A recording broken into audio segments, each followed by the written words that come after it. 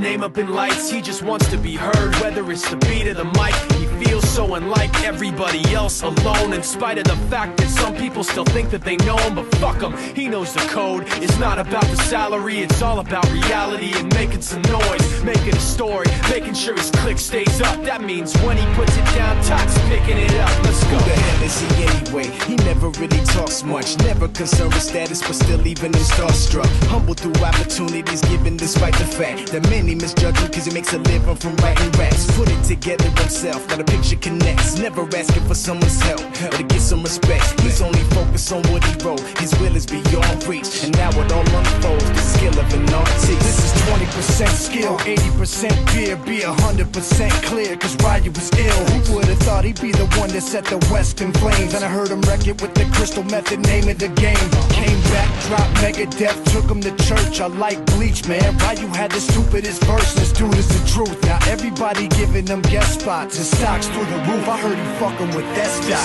This is 10% luck, 20% skill, 15% concentrated power of will, 5% pleasure, 50% pain, and 100% reason to remember the name. They call him Ryu, he's sick and he's spitting fire and Mike got him out the dryer, he's hot. Found him in Fort Minor with top, but a fucking nihilist porcupine. He's a prick, he's a cop. The type women wanna be within rappers, hope he gets shot. 8 years in the making, patiently waiting to blow. Now the record with your notice taking over the globe. He's got a partner in crime, his shit is equally dope. You won't believe the kind of shit that comes out of this kid's throat. He's not your everyday on the block. He knows how to work with what he's got, making his way to the top. He often gets a comment on his name. People keep asking him, was it given that birth or does it stand for an acronym? No, he's living proof. Let him rock in the booth. He'll get you buzzing quicker than a shot of vodka with juice.